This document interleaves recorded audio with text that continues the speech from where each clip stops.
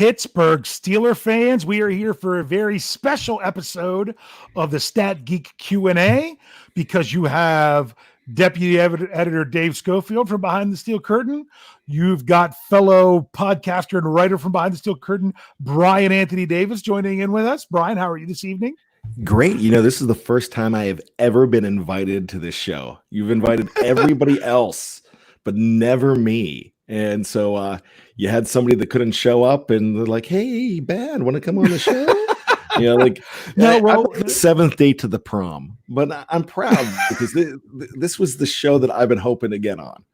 So really, because you're just a geek like the rest of us? No, just because I felt left out and I have that complex. Really. Well, as we've been trying to highlight other writers from Behind the Steel Curtain. So I have an open invitation for other writers to join that as I'm working through the ranks. And sometimes I just have to wait and see where other people are falling, to whether or not when they're going to be on or whatnot. And I had to, once I found out that the last thing I wanted to have 4 people on the show, but here's Bryan. We're here because I get Cinco de Mayo. There you go. You're wearing your Steelers poncho, but I can't ignore him. He was here for the end of the last episode because he's here almost every show since he started in with us. My big brother Rich, who got off the boat from fishing to come out and grace us. Maybe you should answer this question, Rich. How many fish you bring home? We brought home 6. It was a rough Only brought day. home 6. Well, caught a lot of fish, just not a lot of fish that were worth putting in the live well. So, you know. Gotcha. So it's Fish Taco Tuesday for you, big bro? No, they're actually just soaking in some water in the fridge right now. Maybe next Tuesday will be Fish Taco Tuesday. Hey, I got to tell you, it is Cinco de Mayo, guys. And my wife figured we would order, so we ordered a feast fitting for Cinco de Mayo, and it was going to be here at 4:45. I was all excited. It never showed. I'm still waiting for it. I'm not kidding. Really? Yeah. And wrong day to pick that kind of cuisine because everyone's doing it. Yeah. Especially doing a quarantine. No, what probably happened is someone the next street over or one number off from you down the road just got a free dinner and just said, hey, we'll take it. Somebody else is hanging with Jimmy Changa. Yeah. So it's funny because my wife today, not even thinking about it being Cinco de Mayo, said, we haven't had tacos for a while. Do you want to make tacos for dinner? I'm like, okay, I'll make tacos. I made chicken tacos. And then later on, she's like, it's Cinco de Mayo on a Tuesday. So it's Taco Tuesday, Cinco de Mayo. So I'm like, we said, yay, that's something, but it didn't matter. We got to dive into this topic because Hold on. This is good. Hold on real quick. Hey, Kriya, I just want to know what kind of fish I was catching today. I brought home yellow perch today. There we go. Done. Now you can go. Yellow perch today. So there you go.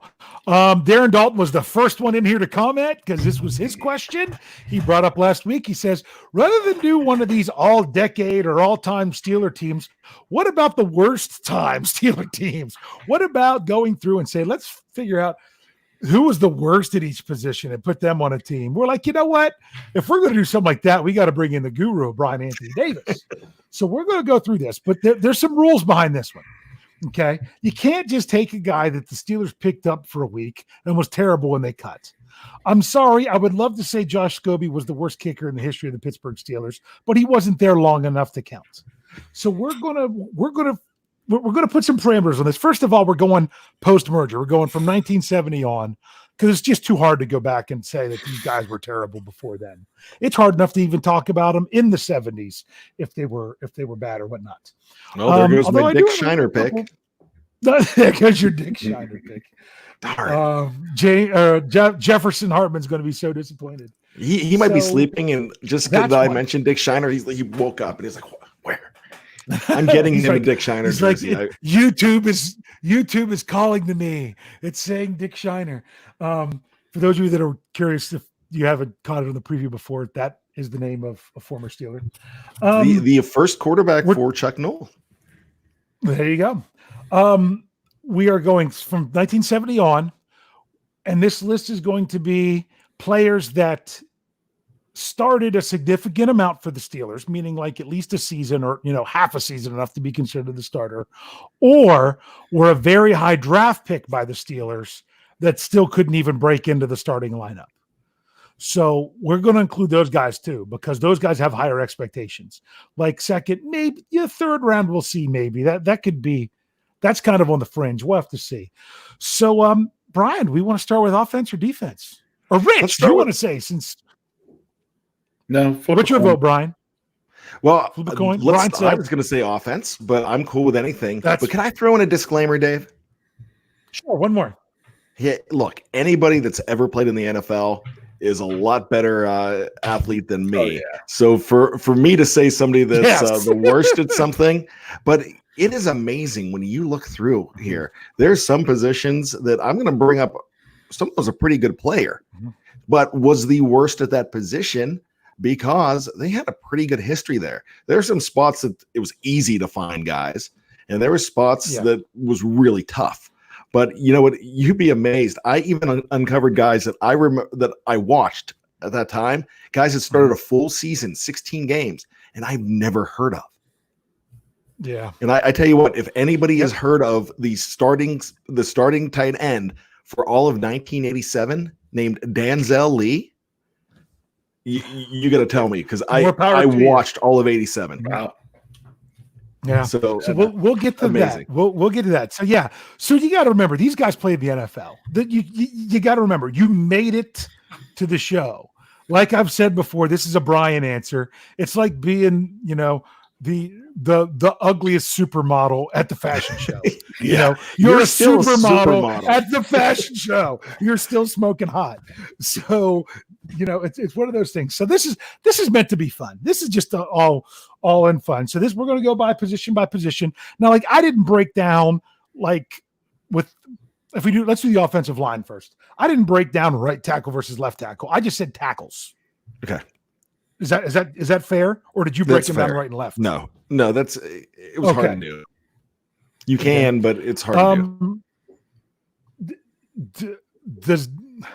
It's funny, Rich, you were fishing all day, so you might not have got to look at this as much. No, I didn't. If you have someone you want to throw in first, or if you want to just judge whatever we throw out there, that's good to know. And keep an eye on the live chat so you can give some of their answers for us then, Rich, as well. Brian, who do you have? Tackles. Look, I know one of them you're going to have. Yeah? Who am I going to have? You're going to have Jermaine Stevens. I'm definitely going to have Jermaine Stevens. He started 10 games, and his biggest accomplishment, according to Stan Savran, was in a 1999 preseason game eating an entire pizza while everybody was warming up, which is just a great story. Heck of a reach in that 1996 draft. But he was a first-round draft pick. Yeah, he was a number 1 draft pick, so he's got to be in there, and he did start. He did not last long with that team whatsoever. But if I've got to go a tackle, one of the most disappointing tackles, they brought him in as a free agent, was Jonathan Scott, and I thought he was absolutely horrendous. And I'm talking the 2010 season. He was on my radar. I had some guys that I had a guy here. I can't even read his name anymore. Mark, starts with a B, B-E-H. I can't Mark Benning. Bahani or something like that? Benning. Mark Benning. That's a G? Oh, looked like a Y. Yeah. He was drafted high by the Steelers. I think a second-round pick. Never played. So he was an honorable mention for me because of that. Same with John Mayer. He was another guy. High draft pick. Never played. So here's a guy that we didn't have, which was a high draft pick, and a few of them have on there, and it was recent history. So I'll go back to 2012. I have him on mine. He's a tackle. Mike Adams was the other player on my list. So Rich, what do you remember? Think, Rich? He was a physical specimen, wasn't he? Yeah, Mike Adams. You looked at him, you thought, "Oh my gosh, this guy's going to be a beast." And I was trying to figure out with him, what was it that could he not get down the schemes? Was the gameplay that too much speed for him at the pro level? But he just looked like a guy that should dominate, and he was terrible.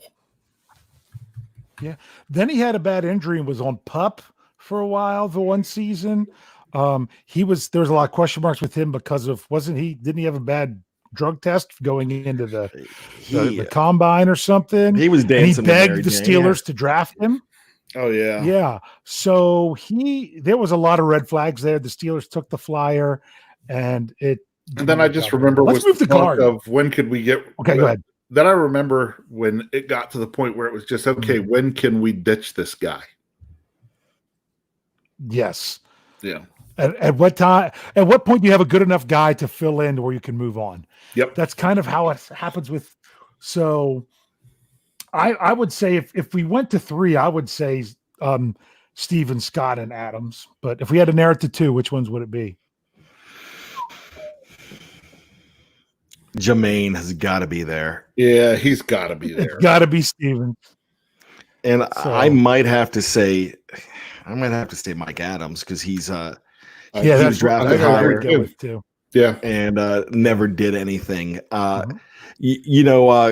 The thing about Jonathan Scott, as bad as he was good enough to get a free agent contract. Yes. To come over to Pittsburgh.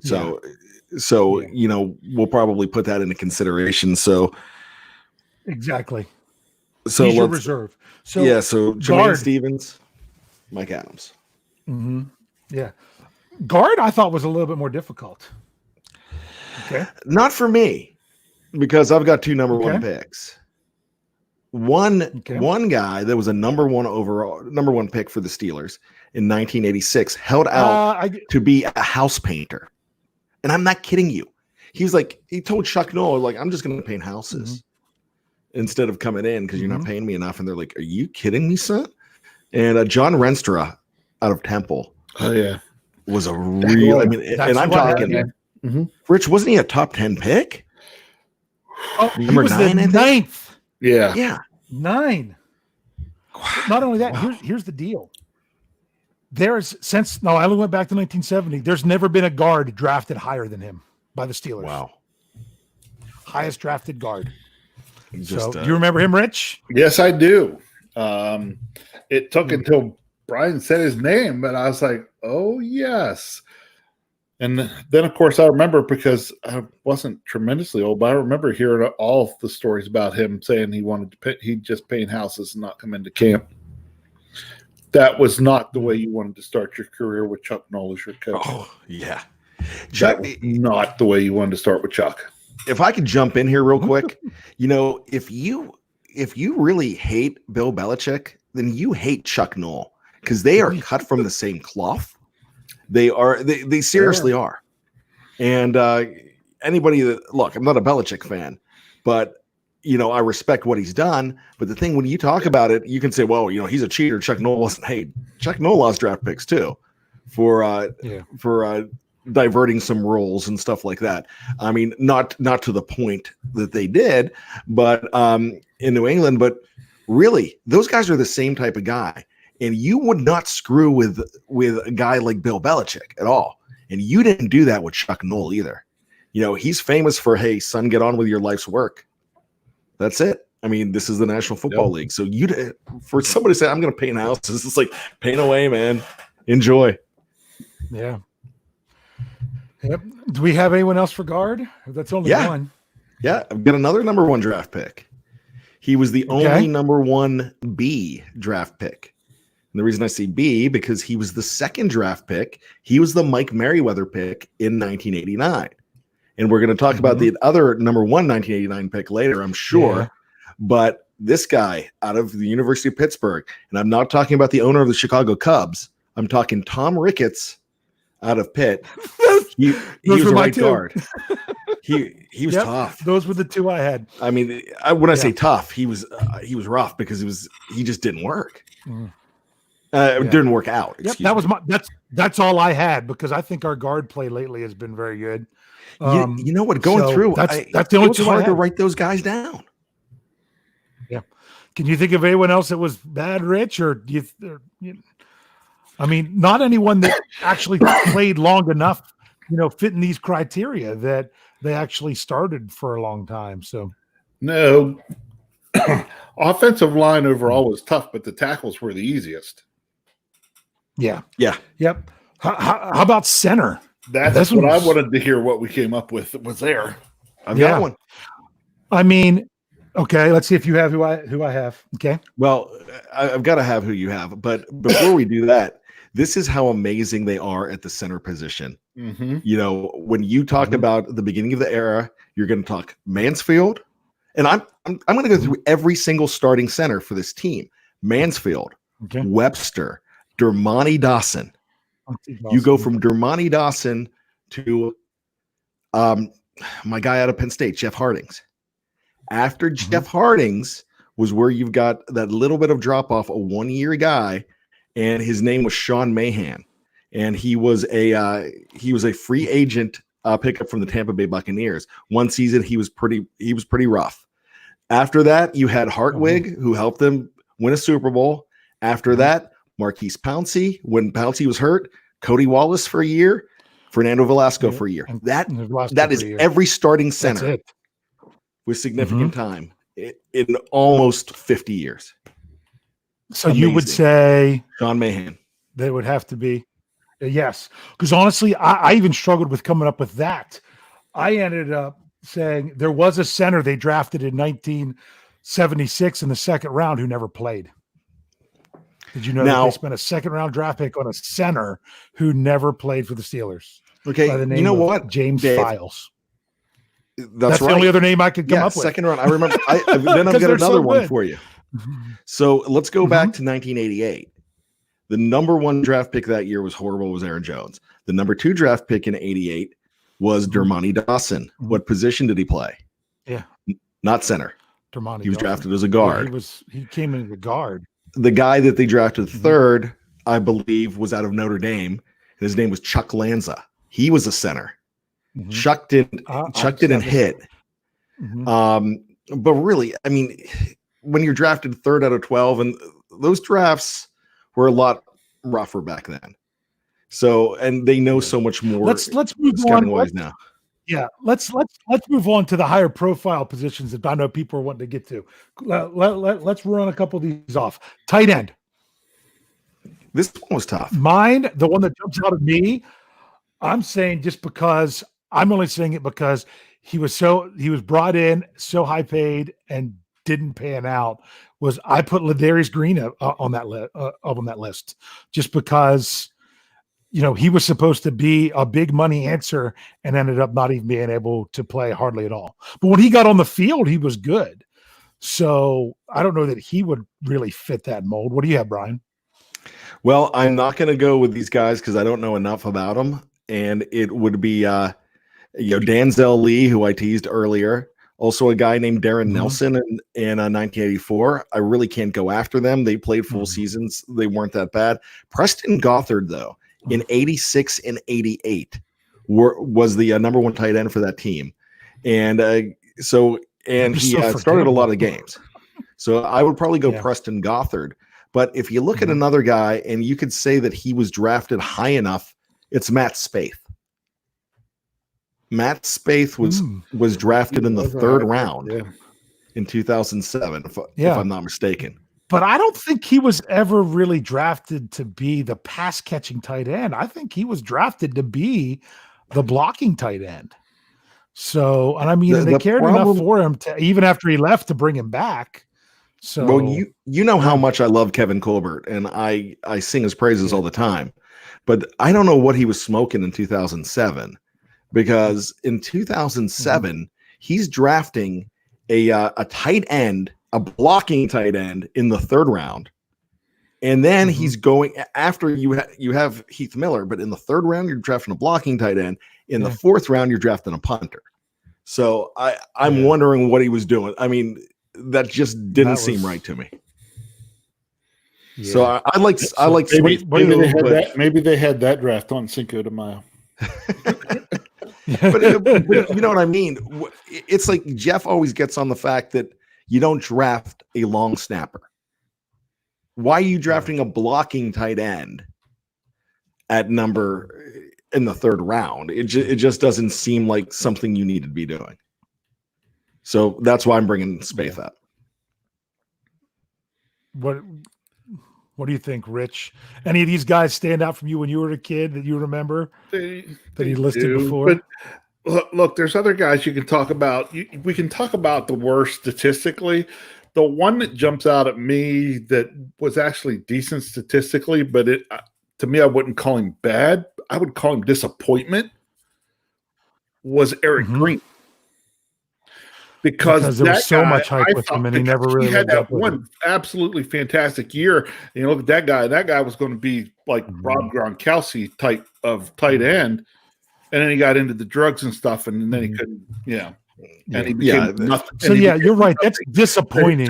So he was one that was flash in the pan.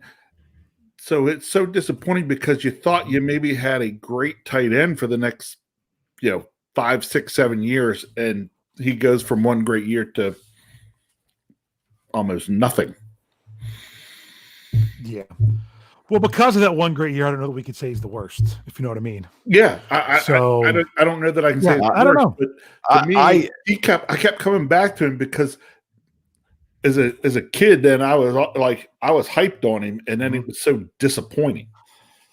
So. And as Ezra brings up, because Brian says it all the time, he says, we passed on Emmitt Smith for Eric Green. Yep. So that's always going to be just one of those things. Look, but you know what? I will at least stick up for them there. They thought after his rookie season that Tim Worley was the guy who they got in '89. They thought he was going to be okay. Oh, don't worry. We'll talk plenty about Tim Worley. Yeah. But then drugs and falling off the face of the earth. We'll talk about him later. So that's why they made that trade. Okay. Yeah. But that's why they made that trade. Tim Worley. Yeah. Tim Worley's my worst running back, is what I have. Yeah, I have him as the worst. He was definitely on my list. Yeah. I had Worley too.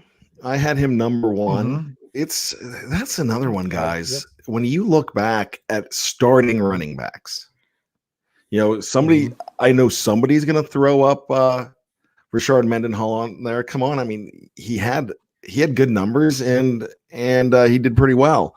I'm going to throw Amos Zeraway out there, not as number one, but as number two. I thought he was a 3rd round draft pick, and I thought he was just pretty disappointing. So I'm going to go Amos. For where they drafted him, that definitely makes sense. So I'll be honest with you, I was so focused on Worley, I said, I'm not even going to list another one. I'm like, it's Worley, in my opinion. Somebody threw up another one I thought about was Bam Morris was another one I'd thought about. I don't know that he was that bad. He just, I mean, and when did they get him? You know what I'm saying? He wasn't expected to be an answer. He was a 3rd round pick, if I'm not 3rd or 4th. Was he 3rd round? Okay. I think Steed was not Steed. Maybe Steed was number 2. And that year, and he might have been 3 or 4. So he's picked high. Yeah, so I could see those, but I think hands down it's Worley. I think hands down Worley is number 1. Yeah. Oh yeah. I would. Yep. I would agree. We're almost done. We're almost done the offense. We're getting close. Wide receiver.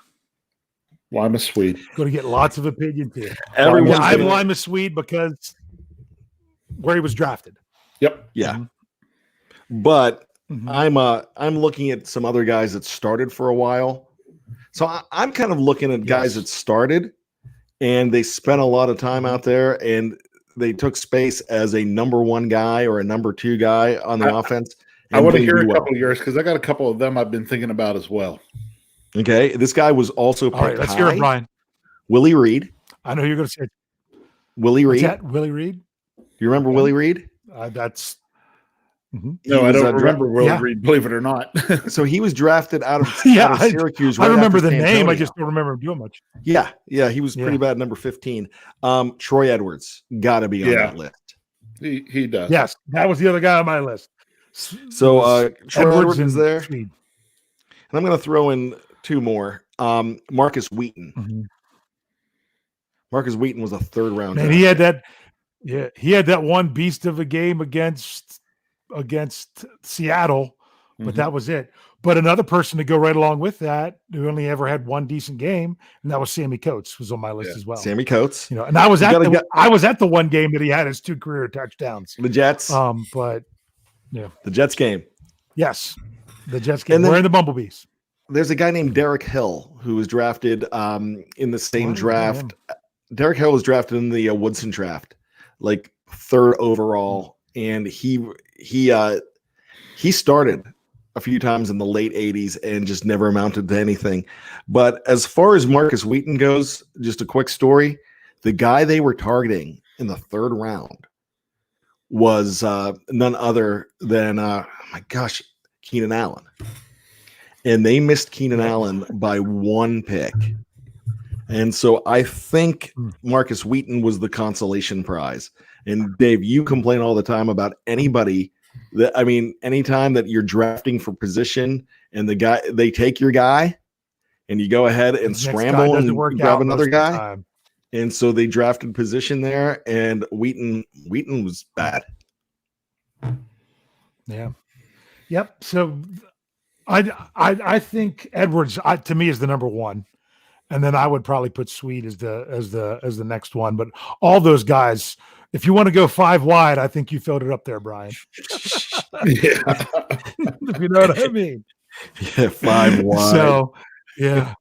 Darren Dalton said Fred Gibson. Ooh, what's that name? I remember that name. Freddie Gibson. I remember him. He was a 6'4" guy. He was in the Ben Roethlisberger draft. He was a 6'4" guy out of Georgia, the University of Georgia. And he looked like he was the 4th round draft pick. He looked like he was going to be a stud. And you know what? I'm wrong. He wasn't the Roethlisberger draft. He was the year after that. He was the Heath Miller draft in 2005, I believe. Gotcha. But a 4th round pick that just did not work out. Yeah. 6'4". I didn't remember that name. Did not remember that name until Darren. Good find. There you go. Yes. Fred Gibson. Yeah, Darren. Yes. Some people wanted to say Dante Moncrief. I don't feel like he was with the team long enough to really qualify as a free agent. It was, yeah. So, but yeah. And we ended up getting a pick for him. So at least there's that. And he hardly started, or a pick back for him. Yeah, exactly. But, that's going to be one of your all-time worst free agent pickups, though. Yeah. We only got one position left on offense, and that's the quarterback. And I got mine. I'm going to get murdered for this one. I'm going to get killed on this one, so I'll go last. I'll let you guys go. Rich, do you want to throw yours out there, or do you want me to go with mine? Go, you go. I want to see who you mine say. slightly ahead of the other, because I'm looking for guys that had losing records, and there was only 2 of them. Well, technically 3 if you want to throw in. He had a lot less starts, so I'm not going to say the name. I'm going Mark Malone. Mark Malone was only 21-24 as a starter for the Steelers. He was a 1st round draft pick as a quarterback, and he might have been better as a receiver with Bradshaw. Because didn't he catch a 80-some yard touchdown from Bradshaw? Yeah, that was in Seattle. He was a rookie, and longest time he had the longest touchdown reception in Steelers history. Yeah. I was going to say Mark Malone too, and the reason I thought I was going to get killed for that was because he is the guy that sure, he took them to an AFC Championship game, but he didn't start the whole season.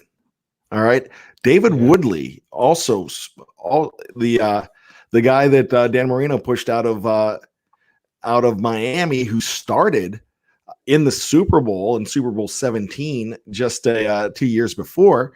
He was the Steelers starting quarterback. He had a lot of problem with the drink. May he rest in peace. And he had a lot of injuries back then. So there were a lot of problems there. Malone didn't start the season. He came in. I feel that they won in spite of Mark Malone going all the way to the AFC Championship that game and losing. That was that year making that AFC Championship game where I couldn't believe they made it that far. That was a glorious year. 1984. They were 9-7, big bro, and I got to tell you, that's one of my favorite Steeler years. I was 12 years old. It was so fun to watch. They beat San Francisco. I could still remember that San Francisco game, and I went back and watched it. San Francisco would have been 19-0 that year, or 18-0, and they beat them. And on a Gary Anderson field goal late in the game, it was glorious.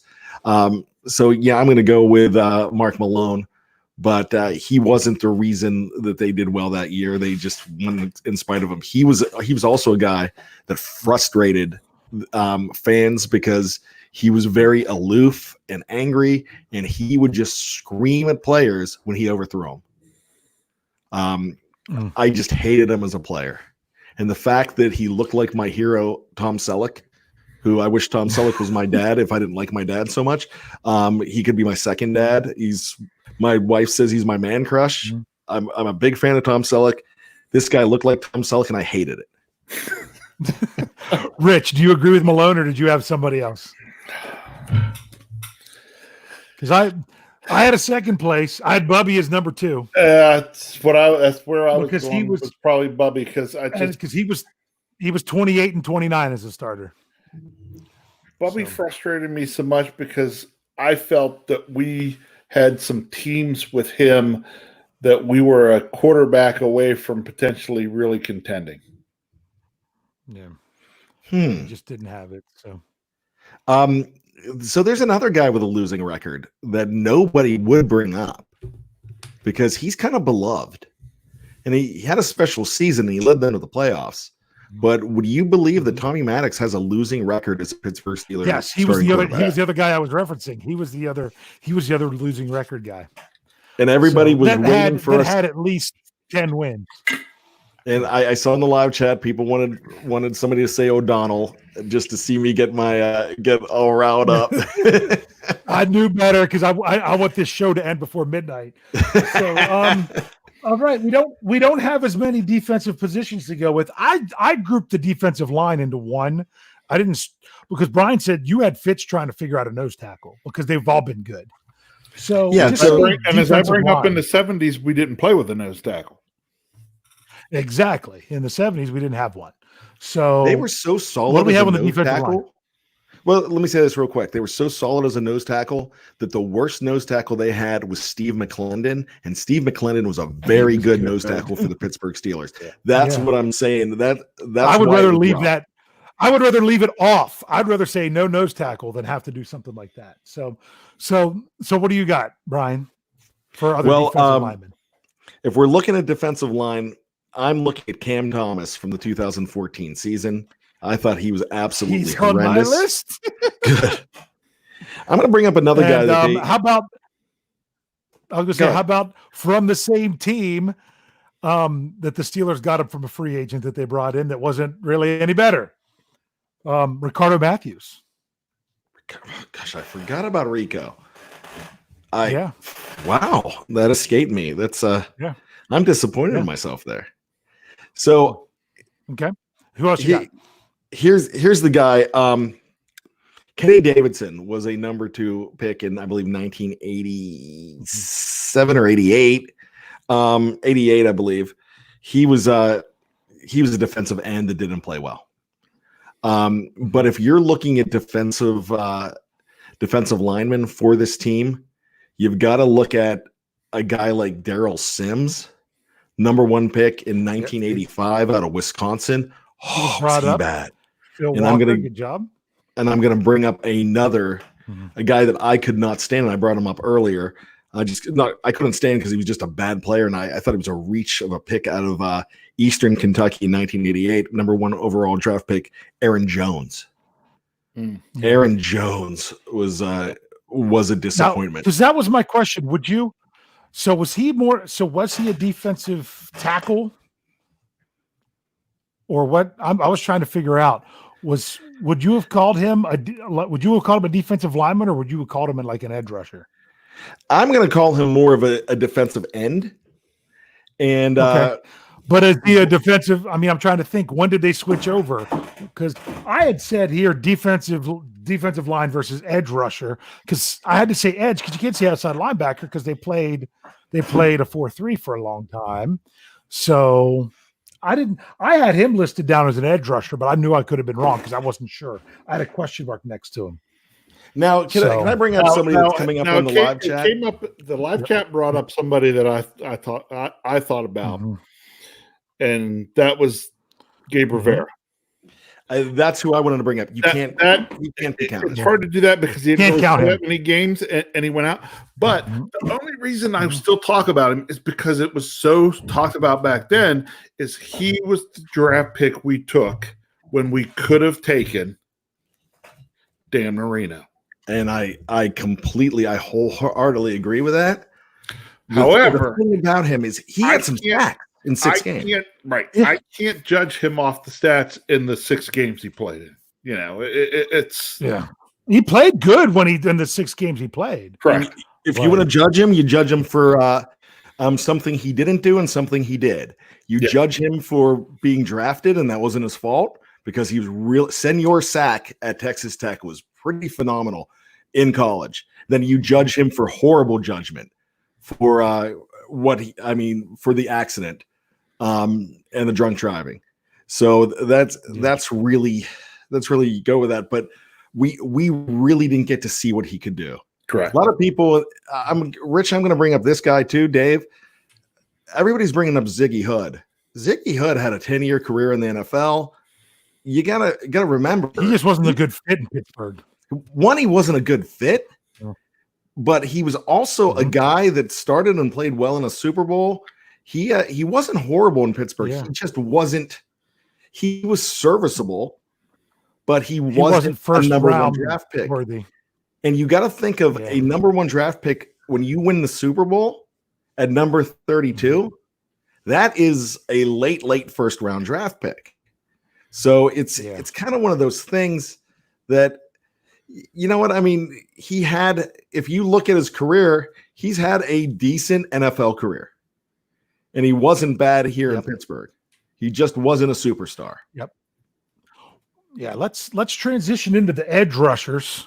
I'm going to throw out there that I wasn't sure with some of these guys where to put them, if I should have put them on the defensive line or if I put him as edge rusher. I wasn't sure what to do with Aaron Jones because I didn't know him well enough. I wasn't sure where to put Huey Richardson. Huey was he was there to be an edge rusher as a linebacker. Yes.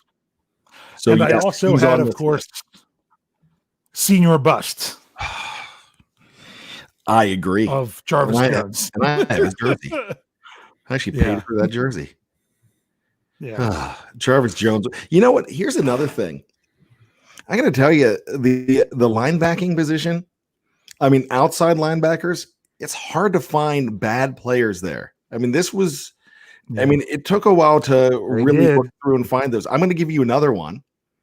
And it's a guy that I'm sure you forgot about, but everybody remembers the number 1 pick in 2003, Troy Polamalu. The number 2 pick was a guy with the body of a Greek god out of Florida State named Alonzo Jackson.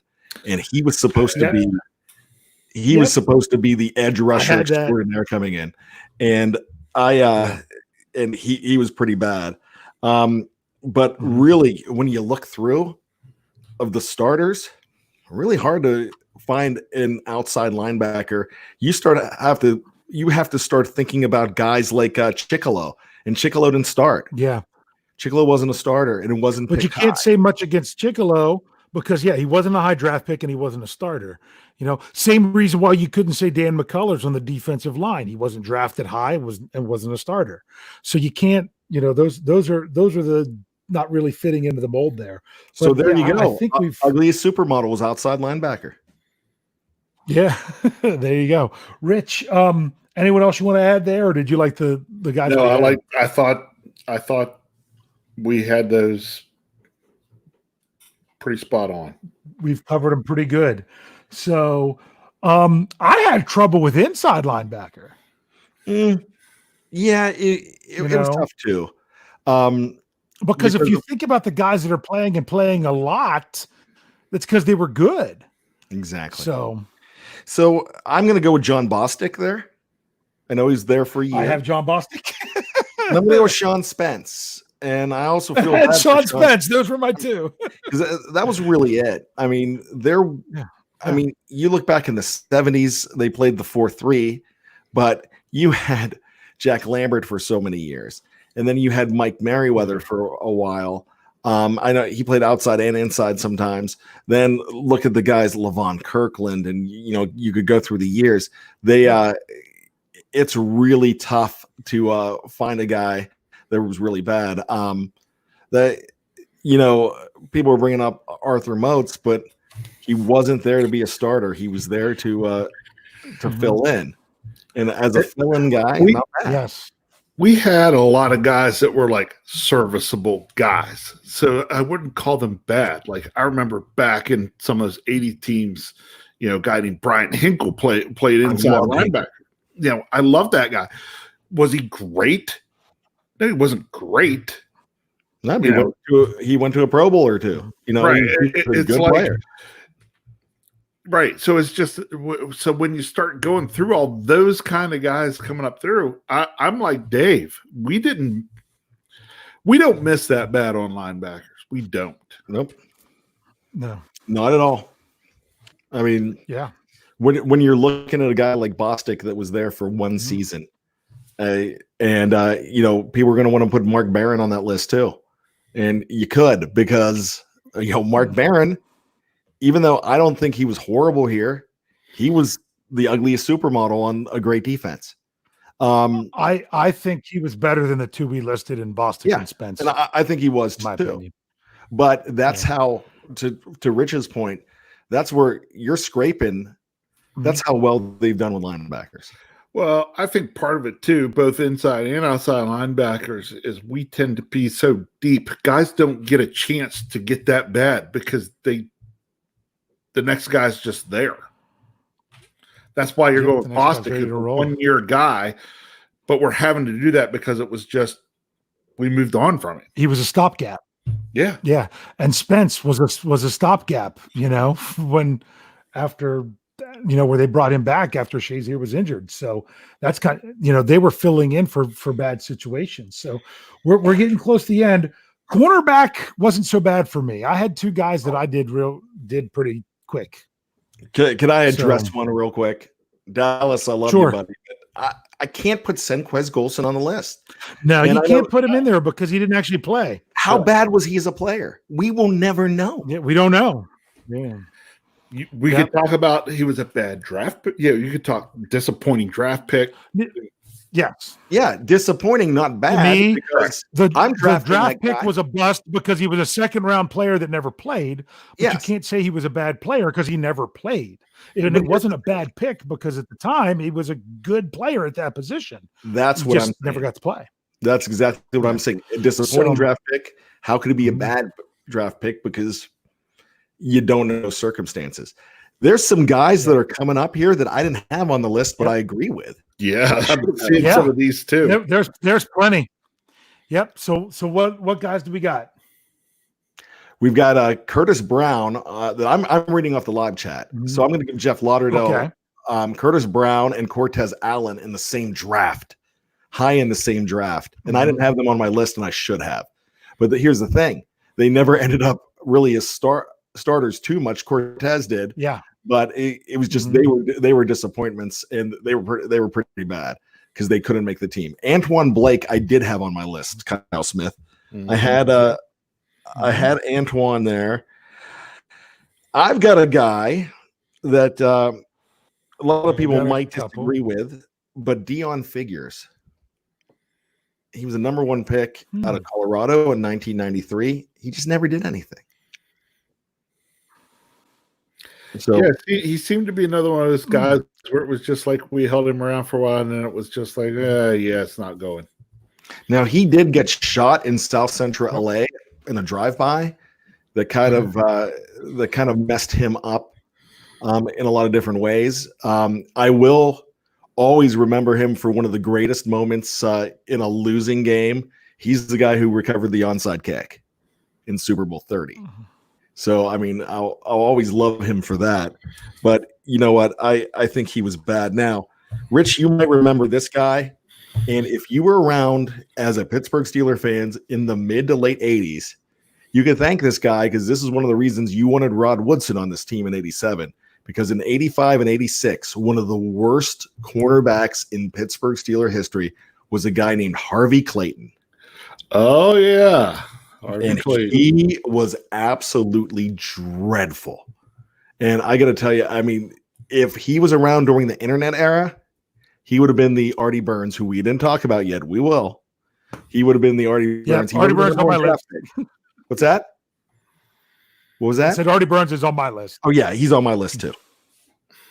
Yeah. But go back and look at Harvey Clayton. Yeah. Oh. Harvey Clayton. It was bad. Another one I want to throw out there, although he didn't really start, only started a couple games, but he should have because he was a high draft pick. And that's Ricardo Coakley. Yeah. Man, I wish I would have. I forgot Ricardo. Yeah. Out of Tusculum University. Tusculum, yep. Ricardo Coakley. And they traded up. And not only did they trade up, the pick that the Colts ended up with a pretty fantastic safety. And gosh, he was out of Iowa, and he was their star safety when they were really good in the 80s. And his name just escaped me, and I'm Bob Sanders. Bob Sanders. So the Colts ended up getting another draft pick and Bob Sanders out of the Pittsburgh spot when they could have. Could you imagine a defensive backfield with your two safeties as Bob Sanders and Troy Polamalu? That would have been pretty incredible. That would have been. So I had Coakley, I had Burns, I had who was the other one? I can't remember. That we already said. Cortez Allen. So anyone else you want to add to it, Rich? Cortez Allen. No, it wasn't. I don't think it was Cortez Allen. I think it was the other one. Because was it? No. Yes, it was Cortez Allen. Who was the one? I can't remember because he wasn't that bad. Who got the big deal with the Saints that we didn't want to lose? Because he wasn't bad. He was good. Keenan Allen. Keenan Allen. Yeah. Keenan Lewis. Oh, Keenan Lewis. Yeah. Keenan Lewis. Well, Keenan Allen. Yeah, that's the receiver. All right, I am going to try to make. But he was good. But he was bad for them when he went there. Yeah. Yeah, he ended up. He was. They lost him as a free agent. He was a good player. I'm going to try to make Big Brosco laugh and think about a guy way back in the late '80s that he was a guy out of UCLA. He had the greatest name. Wasn't the best corner in the world, but Lupe Sanchez. Oh yes, do you remember Lupe? Hey, I do. There you go. You know, if I really had problems defense where you could go through and pick, where we've done the worst, cornerback was the easiest place to go. Absolutely. Yeah. You know what? I just thought of another one, and this is a big deal because in 1992, when the Steelers had home field advantage throughout the playoffs, they had the home game against the Buffalo Bills, and they got torched 24-3, but it was Cowher's first year. They had a defensive back. They had a corner named Sammy Walker who only had one good eye. How do you put in, and he got torched that whole game. How do you put in a corner with one good eye? I don't understand that. Yeah. I bet he wasn't very good at getting interceptions. He was not. Well, problems with the depth perception there. I thought safety was much more difficult than corner when I came to find guys for safety. Well, people are going to disagree with me on this one, but I abhor this guy as a player. I hated his mouth. And it's not one guy. Mike Mitchell. It's Mike Mitchell. I knew you were. I didn't put on the list because I knew you were. I knew you were going with Mike Mitchell. Yeah, you guys know me. I can't stand Mike Mitchell. I thought he was a horrible player. I thought he was a punk. And mouthing off outside of the locker room against Jacksonville too just drove me crazy. Anthony Smith, though, out of that 2006 draft, he was the one that guaranteed the win over the Patriots, right? Yeah, so they didn't do well with guys from Syracuse at safety because Shamarko Thomas was a guy they traded up for. Jeff Lauderdale brought up, and I thought he was going to be a really good player. And I met him, and nicest kid in the world, but Shamarko just could not get it done. And I mean, they traded up for him, but wasn't it like in the fourth round that they traded up for him? Yeah, but they lost a third round pick in 2014.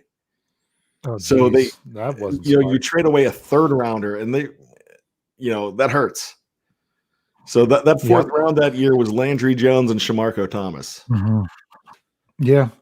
I had a couple other names that I just didn't know what you thought about them. I was going to throw them out there. What about Lee Flowers? Lee had a mouth, and now Donald's probably going to call me out on this one because Lee Flowers was a hitter, and I'm going to get called out because Mike Mitchell was a hitter, but Mike Mitchell missed a lot.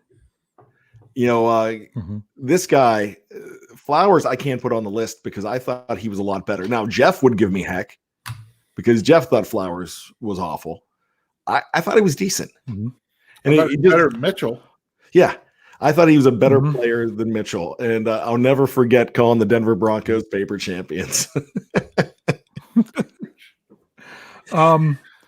I had just as a guy listed just because his numbers weren't there as much, but I couldn't remember too much.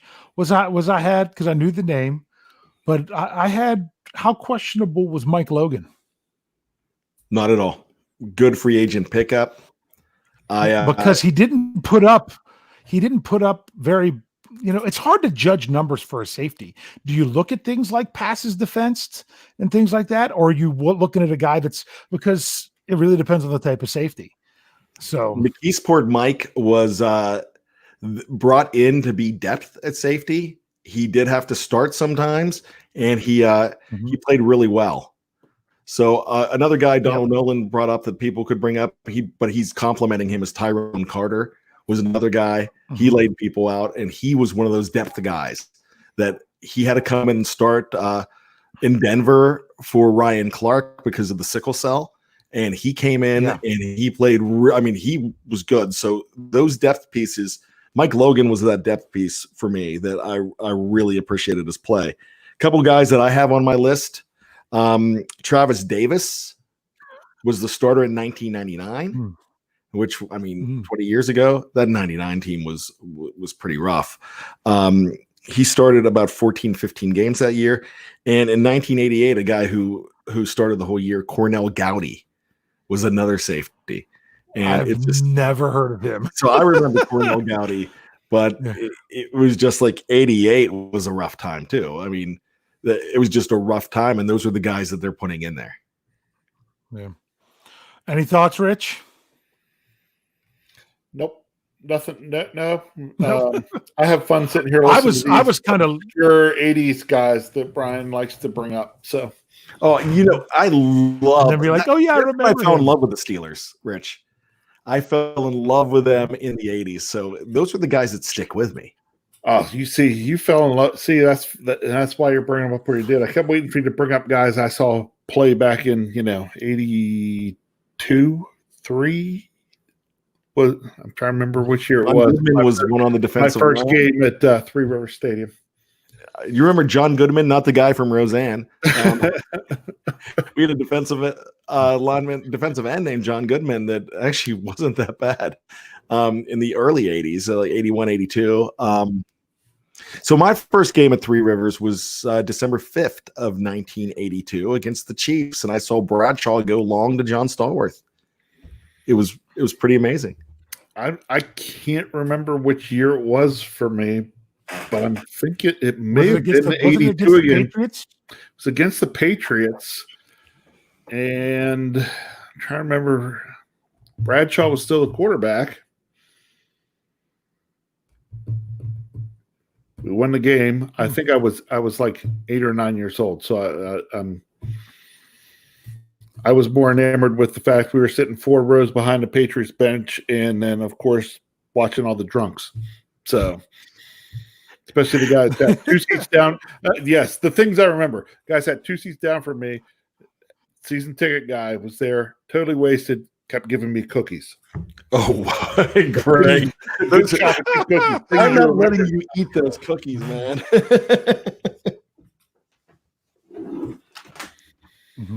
All right, we do need to bring it up because some people were bringing it up here.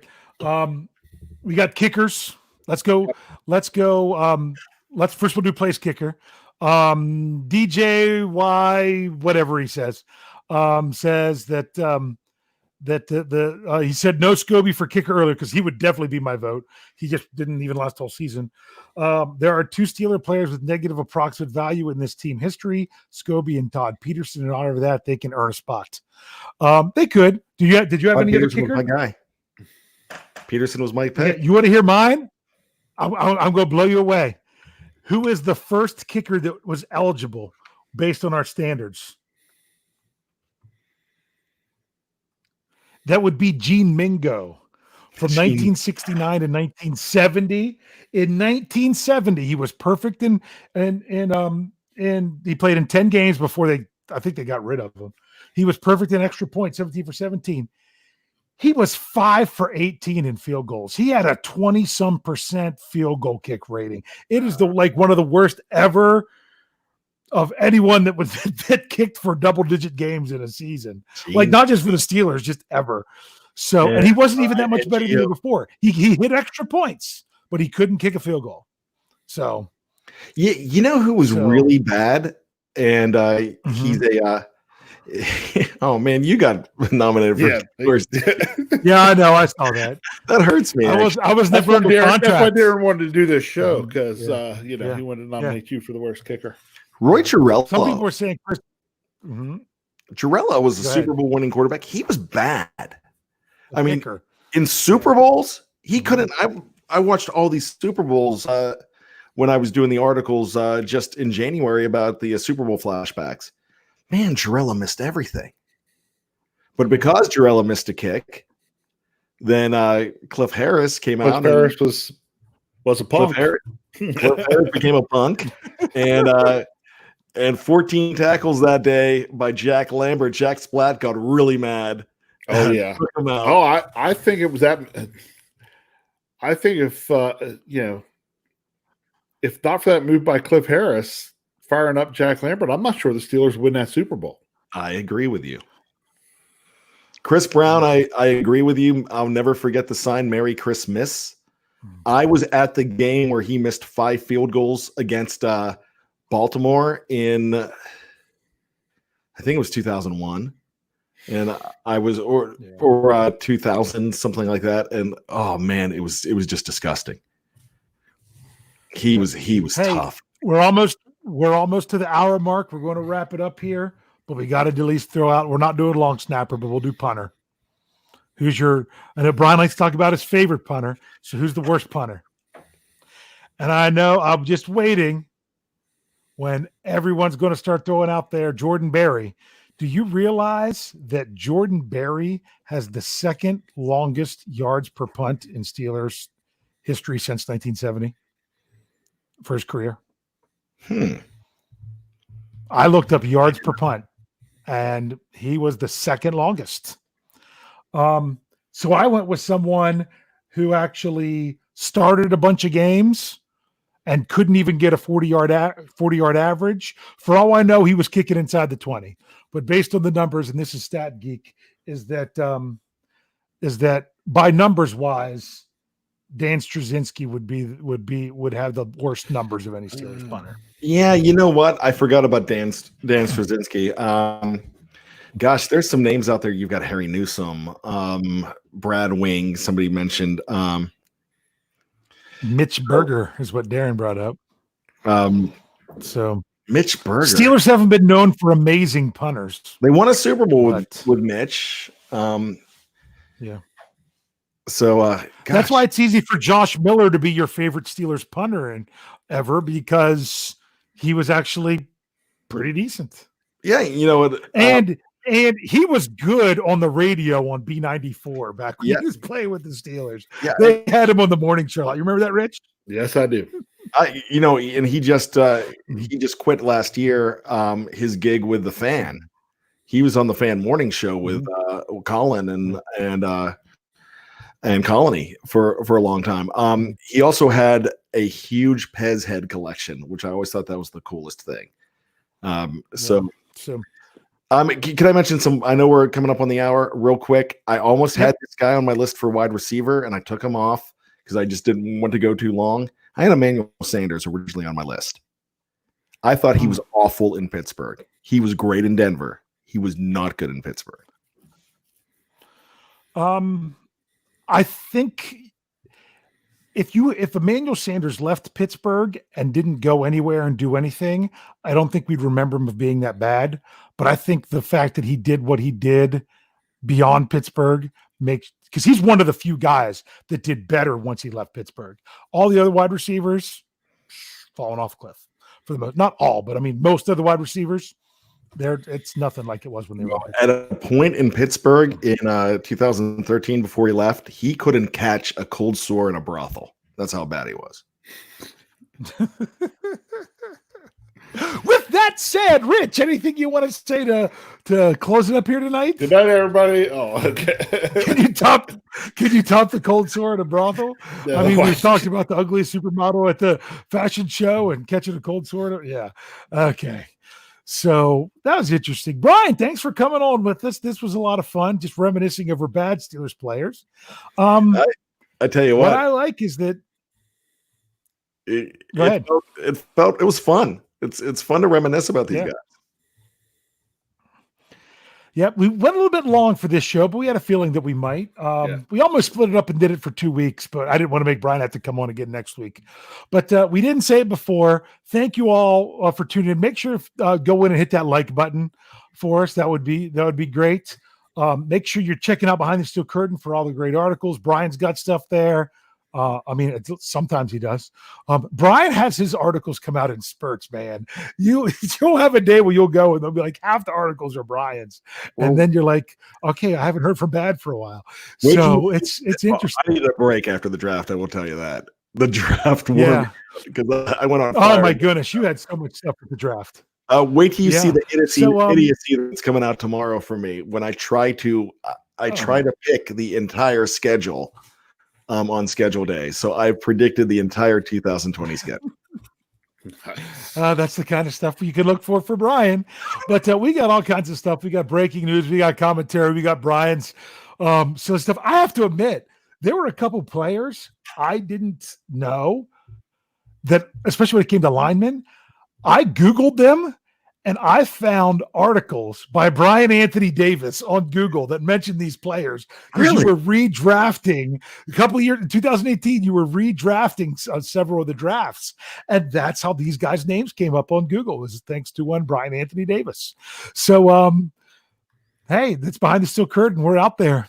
Google us. Sorry, and make sure you're checking out all the podcasts that we have coming out. We will have the schedule release show. That'll probably be around 9:00 on Thursday after the Steelers schedule comes out. We'll go on and break that down. Just the whole lineup that we've been going. We got Tony's show having his second show again on Saturday. Jeff and Lance tomorrow night. Brian, Jeff, and I Thursday, Lance on Friday, Tony on Saturday, Jeff and Lance on Sunday, Bryan and Tony Monday, Rich and I back again next Tuesday with a lot more stuff. Thank you all for joining us. Thanks for coming out and doing this, Bryan. Thanks for jumping on after a long day of fishing, Rich. Thank you everybody for joining us. Thank you, Darren Dalton, for the Darren. It was a great idea. That was good. We had it. It was fun. Now we've got all the negativity out of here. Let's go back. And let's get some focused on some positivity in the future. And as Lance Williams always says, for us to send us off, tune in, tell a friend, and subscribe. Thanks for geeking out with us.